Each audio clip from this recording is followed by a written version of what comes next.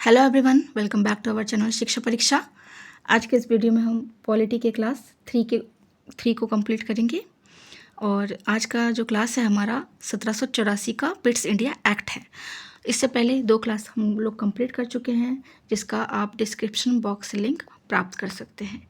देखिए, 1784 का Pitt's India act का प्रमुख प्रावधान क्या कहता है। तो ये जो प्रमुख प्रावधान है पिट्स इंडिया एक्ट का, तो पहला देखिए कि इस दौरान ब्रिटेन के प्राइम मिनिस्टर विलियम पिट्स थे। कौन थे? विलियम पिट्स थे। इन्होंने ही इस एक्ट को पारित किया था, जिसके चलते इस एक्ट का नाम पिट्स इंडिया एक्ट पड़ा। देखिए नेक्स्ट है कि पिट्स इंडिया एक्ट ने कंपनी के व्यापारिक एवं राजनीतिक कार्यक्रम को एक दूसरे से अलग कर दिया था। इस अधिनियम के दौरान बोर्ड ऑफ कंट्रोल का गठन किया गया, जिसका कार्य भारत में राजनीतिक मामलों की देखरेख करना था।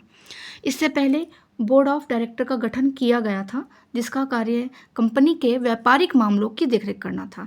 याद रखिएगा, बोर्ड ऑफ कंट्रोलर जो है यह भारत के राजनीतिक मामलों की देखरेख के लिए था, और बोर्ड ऑफ डायरेक्टर का गठन कंपनी के व्यापारिक मामलों की देखरेख के लिए किया गया था। दोनों में डिफरेंस है, तो आप याद रखिएगा। नेक्स्ट है कि 1784 का पिट्स इंडिया एक्ट के द्वारा द्वैध शासन प्रणाली की शुरुआत हुई थी। देखिए, जो द्वैध शासन की प्रणाली की शुरुआत हुई थी वो 1784 के पिट्स इंडिया एक्ट के दौरान हुई थी, जो कि 1858 तक विद्यमान रही थी। ये जो द्वैध शासन है ये 1858 तक विद्यमान रही थी।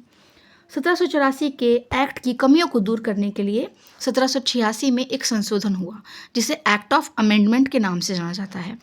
ये जो 1784 के एक्ट थे, इनमें बहुत सारी कमियां पाई गई थी, जिसके चलते 1786 में कुछ संशोधन किए गए, जिसे एक्ट ऑफ अमेंडमेंट के नाम से जाना जाता है। तो देखिए, एक्ट ऑफ अमेंडमेंट है क्या? तो 1786 का संशोधन अधिनियम, जिसे एक्ट ऑफ अमेंडमेंट के नाम से जाना जाता है, तो यह एक्ट ब्रिटिश सरकार द्वारा पारित किया गया था। इस अधिनियम के जरिए गवर्नर जनरल को विशेष अधिकार दिया गया था। इस एक्ट के जरिए क्या हुआ था? गवर्नर जनरल को विशेष अधिकार दिया गया था। और देखिए, वो विशेष अधिकार कौन कौन से हैं। पहला है कि गवर्नर जनरल को कमांडर इन चीफ के पदों को एक किया गया। गवर्नर जनरल और कमांडर इन चीफ के पदों को एक किया गया। दूसरा है कि गवर्नर जनरल की नियुक्ति के लिए राजा की मंजूरी की जरूरत नहीं रही। तीसरा, लॉर्ड कॉर्नवालिस को गवर्नर जनरल और प्रधान सेनापति दोनों के तौर पर काम करने का अधिकार मिला। तो हम ये कह सकते हैं कि गवर्नर जनरल कौन था? लॉर्ड कॉर्नवालिस था। 1786 के दौरान गवर्नर जनरल कौन था? लॉर्ड कॉर्नवालिस था। लॉर्ड कॉर्नवालिस 1786 से 1793 तक भारत के गवर्नर जनरल रहे।